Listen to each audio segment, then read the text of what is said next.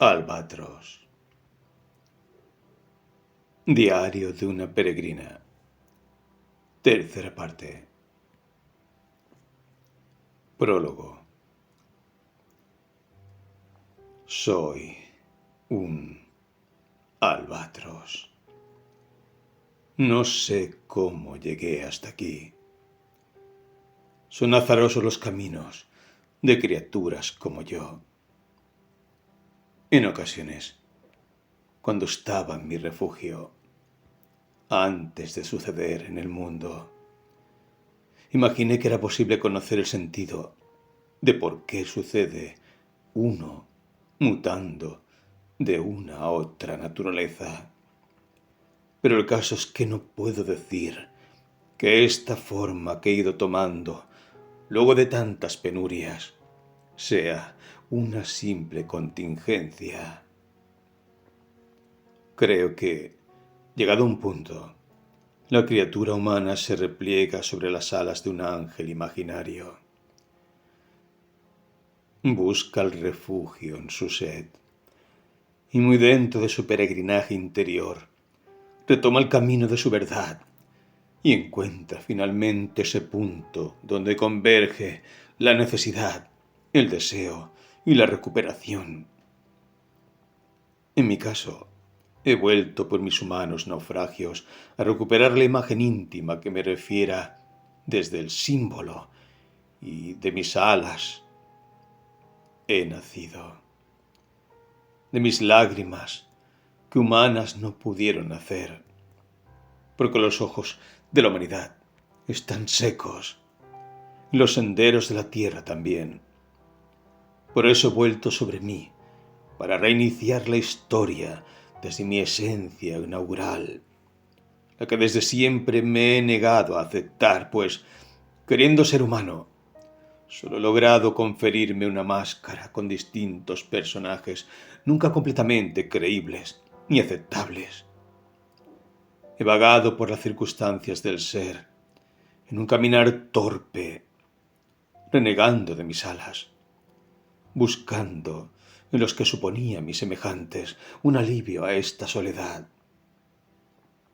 Pero he aquí que después de tantos pesares, he admitido que mi soledad en este mundo de humanas, crueles y demás poco verosímiles criaturas, esa soledad que tanto pesar me ha causado y de la que he huido con torpes gestos, es lo más legítimo que me ha sucedido. Hablaré de mi transmutación, de cómo pasé de ser peregrina a volverme una criatura de paisajes interiores, refugiada exclusivamente en este retiro que he tomado para contar tal vez la última historia que la que me dice habrá de contar. Vestigios. 1. De gasa azul se ha vestido, como la memoria, como el azul de aquellos cielos que sólo con mis alas habrá de transitar. Ahora divaga en el sofá blanco. Dime cómo es la muerte. ¿De qué color es el astro que nos aguarda más allá del venturoso túnel? Ella se ríe, tristemente, mientras dice, en un soliloquio infinito: es dado que todo sea así al fin y al cabo. Consumatum est. Vísperas de Semana Santa. Aquel domingo de Ramos, donde Lelia fue traicionada por el Judas de turno. Cuando yo salí con mi amiga rodante y me increpó aquella procesión del Cristo Rey. Ay, si supieras, mi pequeño Diosito, mi Bousht, diría mi año, mi ángel en harapos que te visten con láminas de oro. ¿Cómo habré yo de erguirme ante esta soledad tan feliz para aquellos que tienen más de $10,000 en sus ingresos mensuales, en sus mensuales salutaciones al Cristo de los diamantes? Algo no se compra, Algo no se vende. ¿Cuál es mi moneda de cambio para ganar la libertad de hundirme en las marinas aguas y comulgar con las gaviotas? Ella se acomoda las alas inexistentes. Levanta los brazos en un gesto trágico.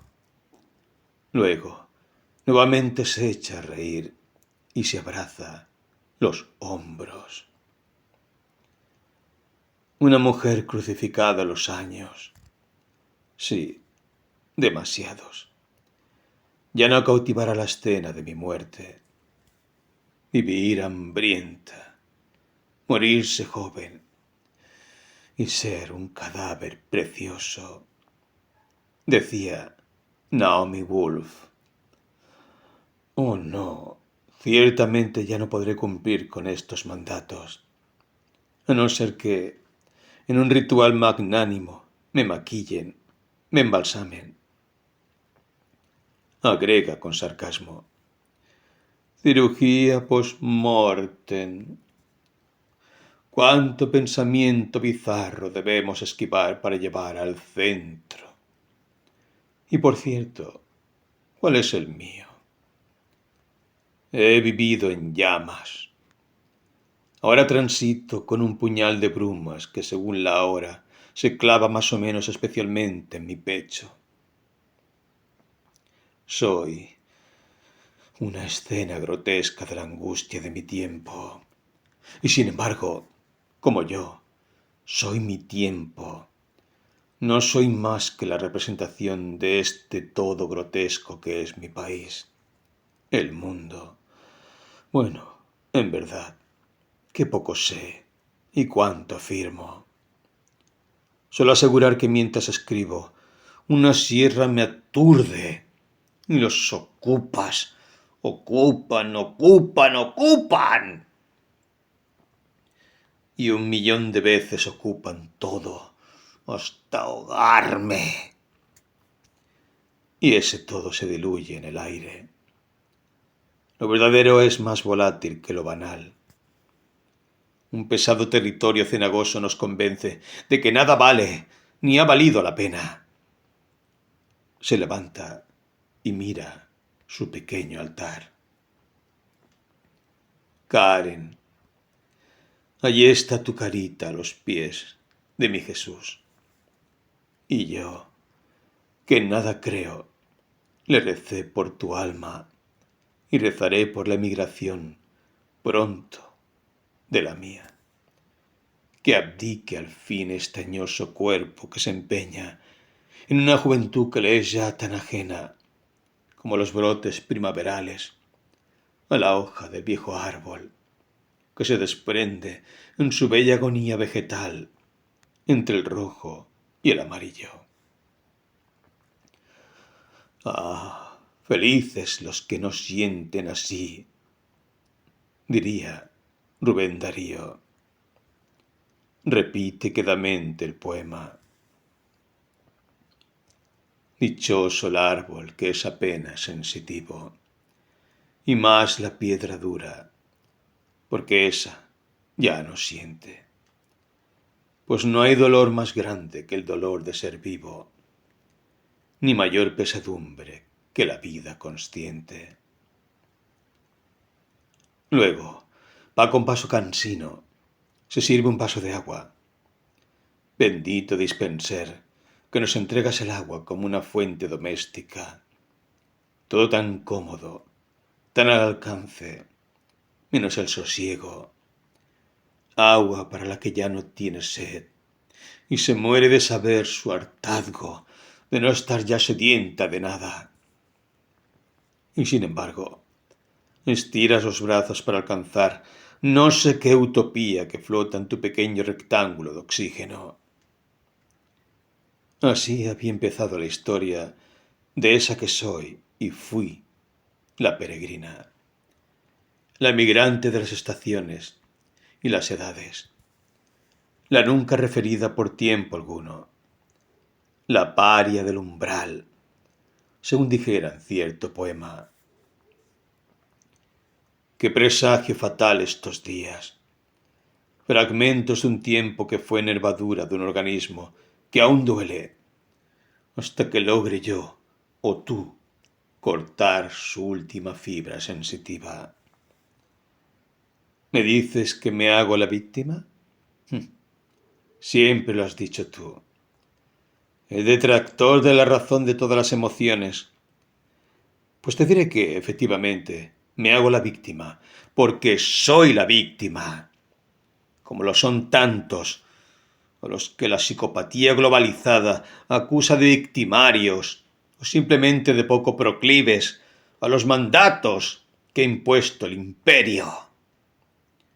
Todos somos blasfemos, locos, anormales en la patria de esta gris Babilonia, que se arroga el horizonte en un carnaval de pirotecnias demasiado obvias en su procacidad. Y en el umbral está la niña que fui.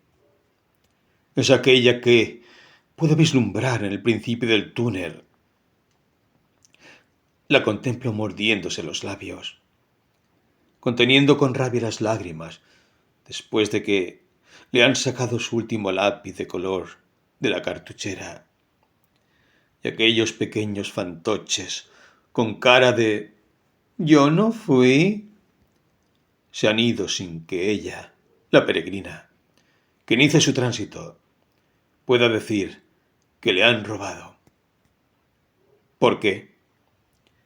Simplemente porque no hay testigos de la crueldad humana, esa que se inicia en esos lejanos tiempos de la niñez, y deberá irse en silencio, y luego intentar justificar el hecho ante sus padres, que en verdad no la acusan. Peor aún, le acarician la cabeza con pena y le dicen con una ternura no exenta de displicencia: «Vos siempre las nubes». Y sí, ¿para qué negarlo? Ella quiere estar en las nubes. Siempre envidió aquel paisaje mutable y eterno que se hacía al soplo de la brisa, al capricho de la mirada. Quería irse. Este anhelo la acompañó desde su más tierna edad. El día preciso, siempre lo hay, en que descubrió lo inevitable de la crueldad de los niños. Y entonces buscó recodos. Se refugió en los objetos inanimados, como aquel personaje del muro, que buscaba resguardarse en el baño, para no sentir el horror eterno de la burla. Es el linchamiento de nuestra integridad que se otorgan los homo vulgaris. Y fue por esta conducta que muchos la tildaron de extraña, fuera de lo corriente. Sus allegados comenzaron a suponer que era una criatura algo desquiciada, puesto que todo lo que a los demás niños le fascinaba, a ella le repelía. Se alejaba de los grupos, de los juegos. Detestaba los cumpleaños, las competencias de vacaciones al aire libre. Su placer, por el contrario, se resumía a sentarse sola en el patio de su casa, con su tortuga, hablar con ella y luego recostarse cerca de los canteros y observar el camino que iban trazando las hormigas. También se echaba boca arriba y se dejaba invadir de infinito, pues de eso se trataba para ella la felicidad. Pronto tuvo una clara definición de aquel raro sentido de la dicha. Sin duda la felicidad es una reparadora lejanía. En ella nos expandimos, recuperamos la integridad, la estatura real que el mundo de lo debido nos ha negado. Una feliz lejanía en el reparo de la soledad que pincelan nuestros sueños. No hay mayor bienestar que este, ni mejor lugar en el mundo que ese regreso al templo de nuestra interioridad espiritual. 2. La melancolía es en ocasiones la bruma que precede la puerta de oro de la salvación. En los tiempos más oscuros suceden los actos más heroicos, las obras más conmovedoras y, ¿por qué no?, los vestigios de un mundo que, convulsionado y roto, comienza lentamente a despertar al sentido de las lágrimas.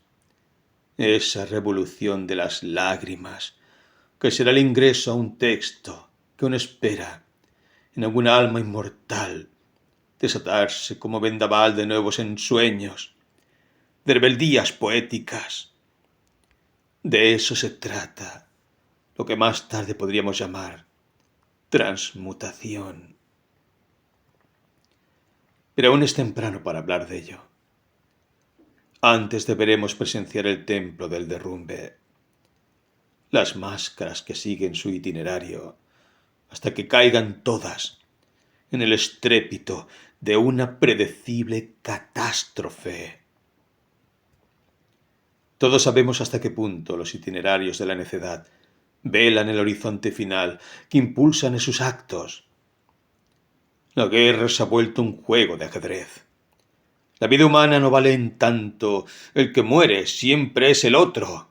El que sufre, se enferma y se asfixia de herrumbrosos, de inexorables destinos.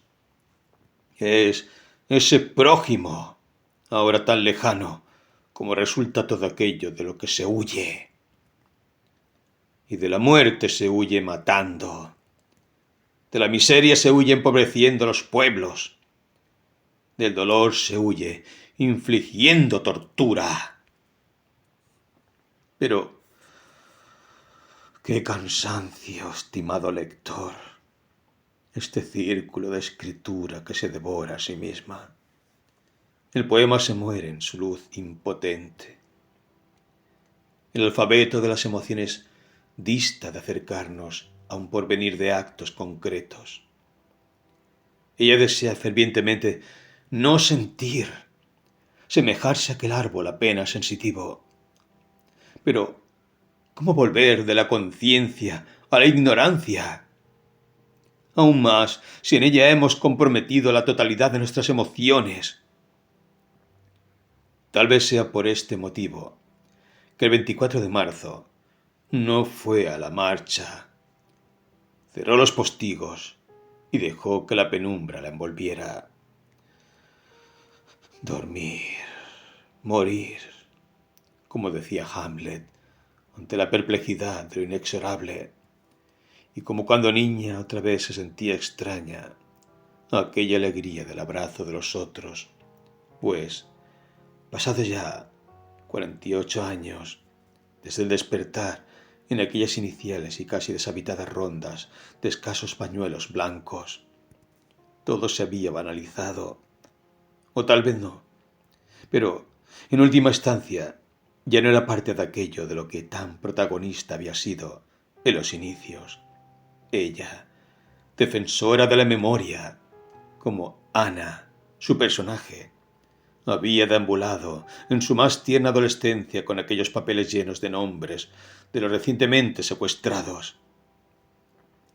Y luego de haber dado lo mejor de sus esperanzas, pasado ya algunos años, no más de una década, había vuelto, recién estrenada la democracia, buscando sus huellas en aquella casona de la calle Corrientes, donde organizara las primeras reuniones con los padres de los recientemente desaparecidos. Preguntó, habló, incluso con algunos cuyos rostros logró reconocer. Pero ellos la miraron como a un fantasma. Ya nadie la recordaba. Entonces, como Ana, también la peregrina, se declaró una desaparecida, pues no solo aquellos que fueron transformados en NN desaparecieron. Lo hicieron aquellos cuyos actos, enmudecidos por la clandestinidad, fueron luego descartados. Aquellos adolescentes ya no resultaban útiles. Hacia el año 78, todo había muerto. La esperanza había naufragado en los vuelos de la muerte. Y por cada ángel que caía de los aviones, una estrella se apagaba, una esperanza moría. Un silencio comenzaba a crecer como una venenosa bruma sobre el cuerpo social de nuestra historia. Y entre tantos olvidos, los actos fueron desapareciendo también, no sólo de los distraídos de entonces, sino de aquellos que con absoluta insensibilidad habían usado los más cándidos para realizar las tareas más peligrosas. Aquellos jovencitos no valían más que sus acciones inmediatas, como fuego fatuo que estalla y luego desaparece en la nada. Muertos o no, algo había abdicado en esta indiferencia. En verdad, pensó la peregrina, hacía ya demasiado tiempo que la verdadera memoria había muerto. Solo estaba la morbosidad, el goce del carnaval de la memoria. Al menos eso fue lo que ella sintió aquel 24, cuando cerró los postigos y se decretó en clausura. Una desaparecida del presente. 3. Así lo vive en su novela su personaje. Marcia, en Memorias del Ángel Caído, ante la muerte de su amiga Ana. Citaré un pequeño fragmento de este alegato onírico. Camino entre restos de cenizas. Todavía arden los carteles colocados sobre los muros. Aquella silueta sin rostro, a punto de caer en el olvido. Ayer, casi luto, casi silencio. La caravana se unía, la última marcha de los desaparecidos. Hoy, el horror se mira detrás de una grieta, allí donde no hay nombres, cielo sin estrellas. Por una grieta he salido, como quien nace y no. ¿Qué camino es este que tiene la densidad de la muerte? El cielo, aquí, es una máscara fría. La luna, un pobre hueso de pájaro. ¿Quién ha abierto las fosas donde brillan los huesos de una humanidad irreconocible? Aquí, detrás de la grieta, no hay búhos, ni fantasmas de extraordinaria belleza. No hay riscos para lobos esteparios, para pequeños vampiros de corazones furiosos de inmortalidad. Fosas donde nadie ha dejado una piadosa palada de tierra, una mínima corona de hipócrita conmiseración. El viento lleva un tiempo de otros tiempos. El viento trae pasado en el presente. ¿Recuerdas el olor que dejaba las antiguas hogueras al día siguiente? Cuando la doncella bruja ya no podía temer y todo había sido purificado. Al pie de las fosas hay pequeños carteles empotrados en parantes de madera, escritos con letra infantil y faltas de ortografía.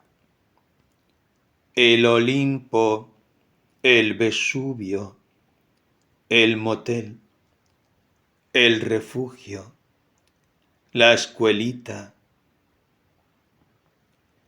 No reconozco más nombres, no vislumbro más identidad que el desamparo de unos fémures humanos apilados unos junto a otros, húmeros y semejantes cráneos, miles y miles de piezas separadas para siempre de toda identidad posible. Si hubiera sido niña, no podría haber mirado nunca más allá de la grieta. He buscado tu sitio. Sé que estás aquí. No de otro modo habría venido. He dicho sí 3 veces, para evitar que amaneciera. Y sé que será así, que ya no amanecerá. La doncella ha mirado a la muerte, ante el caballero impotente, y este viento donde susurran los vivos en memoria de los muertos. Esta es la verdadera geografía de la muerte. La peregrina lo sabe, muchos lo saben. Sucede que de esta derrota también han nacido retoños, y hoy, en el año 48 después del horror, los hijos y aun los nietos toman la bandera de aquellas mujeres que aún no tienen la voz firme y expresan la esperanza con la fuerza de los sobrevivientes. Y se habla de la traslación, es decir, volver a los orígenes de la memoria para encender de nuevo los corazones del porvenir. Sin embargo, ella ha cerrado los postigos, siente el amargor de la exclusión, un más allá de todo, un hundirse en la real conciencia de los sucesos y comprender que aun entre tantas buenas voluntades, aun desde la amnesia colectiva, es un hecho que traspasa todas las formas de la buena fe de los lúcidos. Por eso ha cerrado los postigos. Morir, dormir, se ha dicho, o como expresara nuestro querido Cortázar, hoy es un día para iniciar ceremonias de interior. La noche ha echado sobre su pena un manto de estrellas y una constelación nueva que ella aún no puede ver. En el filo de la locura, al borde del abismo, estoy yo esperándola. 4. Poema del albatros. Debes rescatar lo acontecido. Eso implica un hondo océano, donde azul sin gravedad, agua y cielo dan inicio al nuevo Génesis, aquel inadmisible, el que jamás fue escrito. Tendrás en este empirio de contrarios la fórmula que hace al agua fulgurante, fluyente al fuego seminal, al aire y a la tierra dura y grávida, una expansión aérea. Han muerto los titanes, los olímpicos niños, los pueriles guerreros del testamento bíblico. Hoy, lo devastado se puebla de metáforas. Lo primero fue el verbo, un soplo sustantivo. Después hubo memoria para llorar en ríos y deseo, crujiendo lava empecinada de esculpir su esplendor petrificando en pliegues la tierra descendiente. Hubo, y nadie sabe si fue un ángel o aquel rojo reptil entre los cuencos de las primeras grutas. Origen no es origen, es nombrar lo que nieva, lo que arde y se aérea y se fluye en el pecho. Origen sustantivo. Aún no has dado tu soplo en esta historia incierta que decidió un escriba. Dios todavía espera que lo nombren, diseminado y único, impalpable y seguro en el libro del viento. Ese único antólogo. Y a los pies del abismo amanece un albatros.